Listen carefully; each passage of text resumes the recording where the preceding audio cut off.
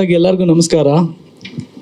ಕೆಲಸದ ಒತ್ತಡದ ನಡುವೆ ಕೂಡ ಸಪ್ತಗಿರಿ ಸರ್ ಹಾಗೆ ಹೊರಟಶ್ರೀ ಸರ್ ಕೂಡ ಬಂದು ನಮಗೆ ಬ್ಲೆಸ್ ಮಾಡಿದ್ದಾರೆ. ಸೊ ಅದು ನಮಗೆ ತುಂಬ ಖುಷಿ ಇದೆ. ಹಾಗೆ ಈ ಸಂದರ್ಭದಲ್ಲಿ ನಾವು ಶಿವಣ್ಣ ಹಾಗೆ ರಾಜ್ಬಿ ಶೆಟ್ಟಿ ಅವರು ನಮಗೆ ಲಾಸ್ಟ್ ಟೈಮ್ ಬೈಟ್ ಕೊಟ್ಟು, ಹಾಗೆ ಶಿವಣ್ಣ ಅವರು ನಮಗೆ ಟೈಟಲ್ ಲಾಂಚ್ ಮಾಡಿಕೊಟ್ಟಿದ್ರು. ಸೊ ಅದನ್ನು ಕೂಡ ನಾನು ಇಲ್ಲಿ ನೆನಪಿಸ್ಕೊಳ್ಳೋಕ್ಕೆ ತುಂಬ ಖುಷಿ ಪಡ್ತೀನಿ. ಹಾಗೆ ನಮ್ಮ ಪ್ರೀತಿ ಕರೆಯೋಲೆಗೆ ಬಂದಿರುವಂತಹ ನನ್ನ ಮಾಧ್ಯಮ ಕುಟುಂಬ ಅಂತಲೇ ಹೇಳ್ತೀನಿ. ಯಾಕಂದರೆ ನನ್ನ ಪ್ರತಿ ಪ್ರೆಸ್ ಮೀಟಲ್ಲೂ ನಾನು ಇದನ್ನೇ ಹೇಳ್ತೇನೆ. ಯಾಕಂದರೆ ಎಲ್ಲರ ಜೊತೆ ನಾನು ಕೆಲಸ ಮಾಡಿದ್ದೀನಿ. ನಾನು ಒಬ್ಬ ಫಿಲಮ್ ರಿಪೋರ್ಟ್ರಾಗಿ ಕೆಲಸ ಮಾಡ್ತಿದ್ದ ಸಂದರ್ಭದಲ್ಲಿ ನಿಮ್ಮ ಥರನೇ ಹಿಂದ್ಗಡೆ ಕೂತ್ಕೊಂಡು ಎಲ್ಲ ಸಿನಿಮಾದ ಕವರೇಜ್ ಮಾಡ್ತಾ ಇದ್ದೆ. ಸೊ ನಿಮ್ಮನ್ನ ನೋಡಿದಾಗ ಪ್ರತಿ ಸಲ ಹೇಳೋ ಥರನೇ ನಮ್ಮ ಮನೆ ಫಂಕ್ಷನ್ಗೆ ನಮ್ಮವ್ರನ್ನೇ ಕರೆದಿರೋ ಅಷ್ಟು ಖುಷಿ ಇದೆ.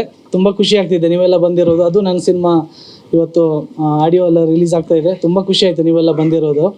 ಇನ್ನು ಸಿನಿಮಾ ಬಗ್ಗೆ ಹೇಳಬೇಕಾದ್ರೆ ಸರ್ ಫಸ್ಟ್ ಈ ಸ್ಟೋರಿ ಹೇಳಿದಾಗ ತುಂಬ ಖುಷಿ ಆಯಿತು. ಏನಕ್ಕೆ ಅಂದರೆ ನನ್ನ ಮೊದಲನೇ ಸಿನಿಮಾ ವೇಷಧಾರಿ ಅಂತ, ಆ ಸಿನಿಮಾ ಒಂದು ಕಾದಂಬರಿ ಆಧಾರಿತ ಚಿತ್ರ ಆಗಿತ್ತು. ಅದರಲ್ಲಿ ನಾಯಕನಾಗಿ ಅಭಿನಯಿಸಿದ್ದೆ. But love to lassi cinema ಏನಿದೆ, ಇದು ಒಂದು ರಿಯಲ್ ಇನ್ಸಿಡೆಂಟ್ ಮೇಲೆ ಮಾಡಿರುವಂಥ ಒಂದು ಸಿನಿಮಾ. ಸೊ ತುಂಬ ಖುಷಿ ಆಯಿತು ನನಗೆ. ಈ ಥರದೊಂದು ಸಬ್ಜೆಕ್ಟ್ ನಂಗೆ ಸಿಗ್ತಾ ಇದೆ. ಒಬ್ಬರು ಜೀವನದಲ್ಲಿ ನಡೆದಿರುವಂಥ ಘಟನೆಗೆ ನಾನು ಜೀವ ತುಂಬ್ತಾ ಇದ್ದೀನಿ, ಆ ಪಾತ್ರಕ್ಕೆ ಎಷ್ಟು ಜೀವ ತುಂಬಬಲ್ಲೆ ಅನ್ನೋವಂಥ ಒಂದು ಭಯ ಇತ್ತು. ಸೊ ನಾನು ಸಿನಿಮಾದ ಫಸ್ಟಿಂದನೂ ಡೈರೆಕ್ಟರ್ ಸರ್ ಜೊತೆ ಟ್ರಾವೆಲ್ ಮಾಡ್ತಾ ಇದ್ದೆ. ನಾನು ಆಫೀಸಲ್ಲಿ ಕೆಲಸ ಮಾಡ್ತಾ ಇದ್ದೆ. ನಾನು ಅಶ್ವವೇಗ ಅನ್ನೋ ನ್ಯೂಸ್ ಚಾನಲಲ್ಲಿ ವರ್ಕ್ ಮಾಡ್ತಾ ಇದ್ದೆ. ಸೊ ಆಫೀಸ್ ಹತ್ರ ಬರ್ತಾಯಿದ್ರು, ದಿನ ಸಾರ್ ಬರ್ತಾಯಿದ್ರು. ನನ್ನ ಲಂಚ್ ಬ್ರೇಕಲ್ಲಿ ನಾನು ಊಟನೇ ಮಾಡ್ತಾ ಇರಲಿಲ್ಲ. ಪ್ರತಿದಿನ ಸಾರ್ ಹತ್ರ ಸ್ಟೋರಿ ಕೇಳೋದು, ಅದ್ರ ಬಗ್ಗೆ ಡಿಸ್ಕಸ್ ಮಾಡೋದು, ಲೊಕೇಶನ್ ಬಗ್ಗೆ ಡಿಸ್ಕಸ್ ಮಾಡೋದು, ಮ್ಯೂಸಿಕ್ ಬಗ್ಗೆ ಇದೇ ನಡೀತಾ ಇತ್ತು.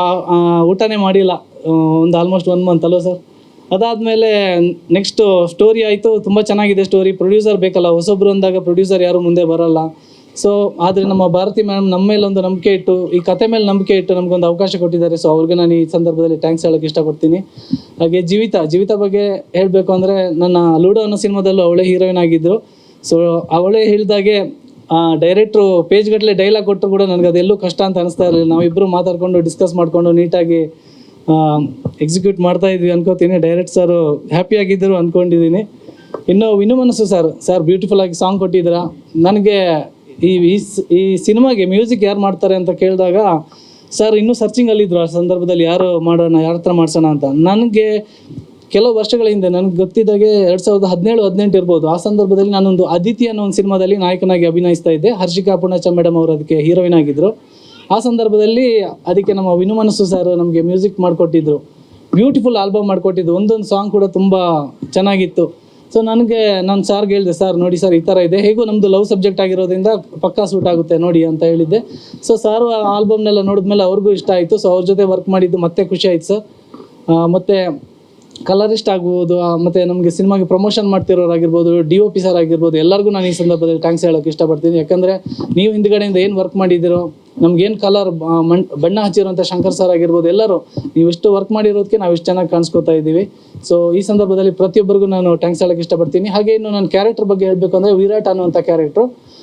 ಈ ಕ್ಯಾರೆಕ್ಟರ್ ಹೇಗಂದರೆ, ಎಲ್ಲರೂ ಎಜುಕೇಟೆಡ್ ಆಗಿರ್ತಾರೆ, ಫಾರಿನ್ಗೆ ಹೋಗ್ತಾರೆ, ಎಲ್ಲೋ ಬೇರೆ ಒಂದು ಸಾಫ್ಟ್ವೇರ್ ಕಂಪ್ನಿಯಲ್ಲಿ ಕೆಲಸ ಮಾಡೋಕ್ಕೆ ಇಷ್ಟಪಡ್ತಾರೆ. ಬಟ್ ಈ ಕ್ಯಾರೆಕ್ಟ್ರಲ್ಲಿರೋ ಹುಡುಗ ಒಂದೆಷ್ಟೇ ಓದಿದ್ರು ಕೂಡ ಅವನೊಂದು ಹಳ್ಳಿಯ ಜೀವನವನ್ನು ಇಷ್ಟಪಡ್ತಿದ್ದ. ಒಂದು ಕೃಷಿ ಮಾಡಬೇಕು, ಯಾಕೆ ಬೇರೆ ಕಡೆ ಹೋಗಬೇಕು, ನಮ್ಮ ದೇಶದ ಬೆನ್ನೆಲುಬು ಆಗಿರೋಂಥ ರೈತ ಆಗಬೇಕು ಅನ್ನೋಂಥ ಆಸೆ ಇಟ್ಕೊಂಡಿರ್ತಾನೆ. ಸೊ ಅದು ಆ ಕ್ಯಾರೆಕ್ಟರ್ ನನಗೆ ತುಂಬ ಇಷ್ಟ ಆಯಿತು. ಮತ್ತು ಸರ್ ಈ ಸ್ಟೋರಿ ಹೇಳಿದಾಗ ನನಗೆ ತುಂಬ ಇಷ್ಟ ಆಯಿತು. ಆ್ಯಕ್ಚುಲಿ ಈ ಥರ ಒಂದು ನಡೆದಿದೆಯಾ ಸ್ಟೋರಿ ಅಂತ. ಸೊ ನಾನು ಖುಷಿಯಿಂದ ಈ ಸಿನಿಮಾ ಮಾಡೋಕ್ಕೆ ಒಪ್ಕೊಂಡೆ. ಪ್ರತಿಯೊಂದು ಸಿನಿಮಾ ಮಾಡುವಾಗಲೂ ನಾವು ಇದೊಂದು ಒಳ್ಳೆ ಮೈಲಿಗಲ್ಲಾಗುತ್ತೆ ಅನ್ನೋ ದೃಷ್ಟಿಯಲ್ಲಿ 100% ಎಫರ್ಟ್ ಕೊಟ್ಟೆ ಮಾಡಿರ್ತೀವಿ ಸರ್. ಬಟ್ ಕೆಲವು ಸಂದರ್ಭ ಸಿನಿಮಾ ಗೆಲ್ಲುತ್ತೆ, ಕೆಲವೊಂದು ಸಲ ಸಿನಿಮಾಗಳು ರೀಚ್ ಆಗಲ್ಲ. ಅದು ಪ್ರೇಕ್ಷಕ ಅವರ ಮೇಲೆ ಇರುತ್ತೆ. ಹೌದು ಸರ್, ಒಬ್ಬ ಆ್ಯಕ್ಟರಾಗಿ ನನಗೆ ತುಂಬ ಚಾಲೆಂಜಿಂಗ್ ಇತ್ತು. ನಾನು ಫಸ್ಟ್ ಹೇಳಿದಾಗೆ ನಾನು ಸರ್ ಹತ್ರ ಡಿಸ್ಕಸ್ ಮಾಡ್ತಿದ್ದೆ, ಸರ್ ಆ ಕ್ಯಾರೆಕ್ಟರ್ ಅವರು ಹೇಗಿದ್ದಾರೆ, ಅವ್ರನ್ನ ನಾನು ನೋಡಬೇಕು, ಮಾತಾಡಬೇಕು. ಸೊ ಅವರು ಬಾಡಿ ಲ್ಯಾಂಗ್ವೇಜ್ ಹೇಗಿರುತ್ತೆ ಅದರ ಬಗ್ಗೆ ಎಲ್ಲ ನಾವು ಮೊದಲೇ ಡಿಸ್ಕಸ್ ಮಾಡಿದ್ವಿ. ಹಾಗೆ ಕ್ಯಾರೆಕ್ಟರ್ ಒಳಗಡೆ ಹೋಗೋಕ್ಕೆ ತುಂಬ ಟೈಮ್ ತಗೊಂಡಿದ್ವಿ ನಾವು. ಆಲ್ಮೋಸ್ಟ್ ನಾನು ಲೊಕೇಶನಿಂದ ಹಿಡಿದು ಮ್ಯೂಸಿಕ್ ಡೈರೆಕ್ಟರ್ ಎಲ್ಲ ಸಂದರ್ಭದಲ್ಲೂ ನಾನು ಸರ್ ಜೊತೆ ಇದ್ದಿದ್ದರಿಂದ ಸೊ ಸಾರ್ ಮೈಂಡಲ್ಲಿ ಏನಿದೆ ಅನ್ನೋದನ್ನ ನಾನು ಬೇಗ ತಿಳ್ಕೊಂಡೆ ಅಂತ ಅನಿಸುತ್ತೆ ಸರ್. ಸೊ ಆ್ಯಕ್ಟರಾಗಿ ನಾನು ಸರ್ ಹೇಳಿದಾಗೆ ನಾನು ಮಾಡಿದ್ದೀನಿ ಅಂದ್ಕೊಂಡಿದ್ದೀನಿ ಸರ್. ಹೌದು ಸರ್, ಡಬ್ಬಿಂಗ್ ನಾನೇ ಮಾಡಿದ್ದೀನಿ.